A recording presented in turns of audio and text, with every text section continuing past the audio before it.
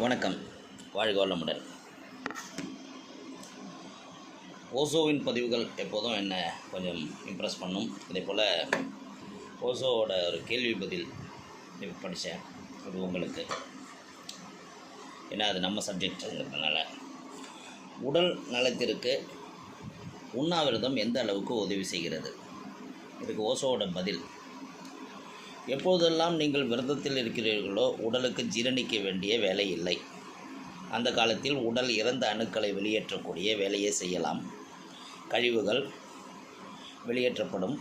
ஒரு நாள் ஞாயிறு அல்லது சனியோ நீங்கள் ஓய்வு நாளில் இருக்கிறீர்கள். நீங்கள் வீட்டுக்கு வருகிறீர்கள். உங்கள் முழு உடலையும் சுத்தப்படுத்துகிறீர்கள். முழு வாரமும் உங்கள் ஓய்ச்சல் இல்லாத வேலை. நீங்கள் மும்முரமாக இருந்தால் உங்கள் வீட்டை யார் சுத்தப்படுத்துவது? உடலுக்கு ஜீரணம் செய்ய எதுவும் இல்லாத போது நீங்கள் எதையும் சாப்பிடவில்லை. உடல் தானே சுத்தம் செய்ய துவங்குகிறது, தன்னிச்சையாக தொடங்குகிறது. உடனே உடல் தேவையானவற்றையெல்லாம் வெளியே தூக்கி போடுகிறது. அதாவது தேவையில்லாதவற்றையெல்லாம் வெளியே தூக்கி போடுகிறது. அது ஒரு சுமையைப் போல. விரதம் என்பது ஒரு வகை தூய்மைப்படுத்துதல். எப்போதாவது ஒரு முறை விரதம் என்பது அழகானது. எதையும் செய்வதில்லை, சாப்பிடுவதில்லை, அப்படியே ஓய்வாக இருக்கிறீர்கள். எவ்வளவு திரவங்கள் எடுத்துக்கொள்ள முடியுமோ எடுத்துக்கொண்டு ஓய்வாக இருக்க உடல் சுத்தப்படுத்துவதை உணரக்கூடிய தன்மை உங்களுக்குள் ஏற்படும். சில சமயங்கள் இன்னும் அதிக விரதம் தேவைப்பட்டால் நீங்கள் நீண்ட காலமாக விரதம் இருக்கும் ஒரு நபருடன் சேர்ந்து விரதம் இருப்பது நன்று. உங்கள் உடலின் மீது ஆழ்ந்த காதலோடு ஒரு விரதம் இருப்பது உங்கள் உடலுக்கு மிகவும் நன்றது.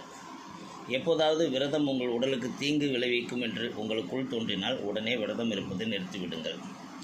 விரதம் இருப்பதால் உங்களுக்குள் ஒரு சுறுசுறுப்பு ஏற்படும். அதிக புத்துணர்ச்சி வரும். வீரியமாக இருக்கும். உங்களுக்கு ஒரு நுண்ணிய அதிர்வு உடலுக்குள் ஏற்பட்டால் எச்சரிக்கையாக விரதத்தை நிறுத்தி கொள்ளுங்கள்.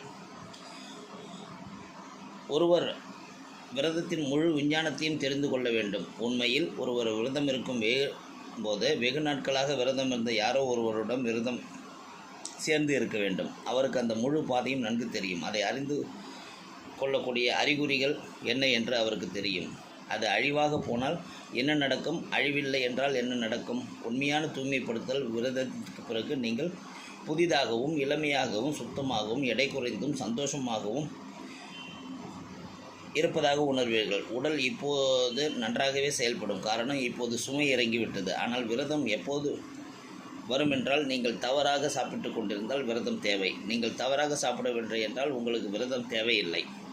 விரதம் எப்போது தேவைப்படும் என்றால் நீங்கள் உடலுக்கு தவறு செய்யும் போது விரதம் தேவை. ஆனால் நாம் எல்லோரும் நன்றாகவே சாப்பிட்டு கொண்டிருக்கிறோம். அதனால் தவறாக சாப்பிடும் நமக்கு விரதம் தேவை. வாரத்தில் ஒரு நாள் விரதம் இருப்பது, fasting with water, fasting with juices என்று இருக்கிறது ரொம்ப ரொம்ப நலம்ங்கிறது தான் இந்த உள்ளார்ந்த அர்த்தங்கள். அதனால் இந்த பல பேர் சொன்ன ஒரு விஷயத்தை ஆட்டோஃபிக்னு ஒருத்தன் நோபல் ப்ரைஸ் வாங்கிட்டு போயிருக்கிறாங்க எங்கும்போது நம்ம முன்னோர்கள் சொன்ன அறிவை நம்ம மதிக்கலைங்கிறது தான் இந்த விரதங்களை பற்றி படிக்கும் போதெல்லாம் எனக்கு தோணும். ஏன்னா விரதங்கள் இருக்கும்போது தன் அணுக்களை, அதாவது வீரியம் மிக்க உடல் செல்கள் வீரியம் இல்லாத உடல் செல்லை தனக்குத்தானே சாப்பிட்டு உடலை சுத்தம் செய்து கொள்கிறதுங்கிறது நம்ம பாரம்பரியத்தில் பல காலமாக இருக்கக்கூடிய ஒரு விஷயத்தை தியரிட்டிக்கலாக எடுத்து சொல்லி ப்ரைஸ் வாங்கிட்டாங்க. ரைட், அதை விடுவோம். நம்ம ஓசோ எப்போதும் போல் அவரோட பாணியில் இந்த கேள்விக்கு பதில் சொல்லியிருக்காரு. அதனால் விரதம்ங்கிறது உடலுக்கு நல்லது, நன்மை பயக்கும். யாரெல்லாம் விரதம் இருக்கக்கூடாதுன்னு அதை பற்றியும் நான் வீடியோ போட்டிருக்கிறேன், நம்ம சேனலில் இருக்குது. ஃபாஸ்டிங் விரதம்ங்கிற தலைப்பில் பல விரதங்களை பற்றி சொல்லியிருக்கிறோம். அது கூட இதையும் சேர்த்துக்கலாம். வாழ்க வளமுடன்.